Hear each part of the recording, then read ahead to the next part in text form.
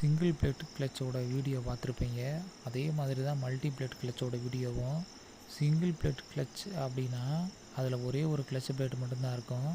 இதில் பார்த்தீங்கன்னா multi plate கிளச்சுன்றனால நிறையா ஒன்றுக்கு மேற்பட்ட கிளச் பிளேட் இருக்கும். இது எப்படி பொருத்தப்பட்டிருக்குன்னு பார்த்தீங்கன்னா, லெஃப்ட் சைடு என்ஜினோட அவுட்புட் பார்த்தீங்கன்னா ஃப்ளைவீல் இருக்கும். அந்த ஃப்ளைவீலில் இன்னரில் ஸ்லாட்டட் உருவாக்கியிருப்பாங்க.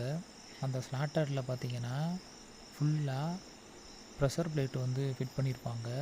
அப்படி இல்லைன்னா செப்பரேட் பிளேட்டுன்னு சொல்லுவாங்க.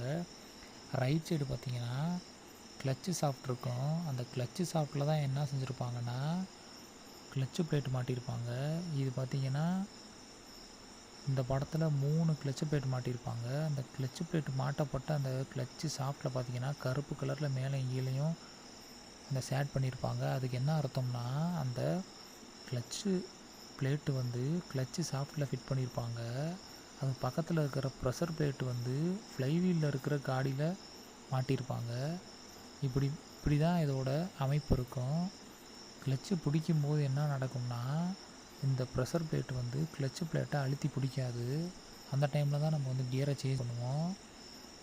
கிளச்சை வந்து ரிலீஸ் பண்ணுறப்ப இந்த ப்ரெஷர் பிளேட் வந்து திரும்ப கிளச்சு பிளேட்டை வந்து அழுத்தும் போது என்ன ஆகும்னா ஃப்ளைவீலில் இருக்கிற அந்த பவருங்கிறது இங்கே சுற்றுறது. அந்த பவரு ப்ரெஷர் பிளேட்டு வழியாக கிளச்சு பிளேட்டுக்கு வந்து கிளச்சு பிளேட்டு வந்து சுற்றுறனால கிளச்சு பிளேட்டு வந்து கிளச்சு சாஃப்டில் மாட்டியிருக்கனால கிளச்சு சாஃப்ட்டு சுற்றி கிளச்சு சாஃப்டோட அவுட்புட்டு பார்த்திங்கன்னா நமக்கு கியர் பாக்ஸுக்கு போகும். கியர் பாக்ஸிலேருந்து வீலுக்கு போகும். இப்படி தான் பார்த்திங்கன்னா பவர் வந்து ட்ரான்ஸ்ஃபர் ஆகுது. இந்த மல்டி பிளேட் கிளச்சு எங்கே யூஸ் பண்ணுவாங்கன்னா மோட்டார் சைக்கிளில் அதிகமாக யூஸ் பண்ணுவாங்க. ப்ளஸ் ரேஸ் காரில் அதிகமாக யூஸ் பண்ணுவாங்க. புரியும்னு நினைக்கிறேன். தேங்க்யூ.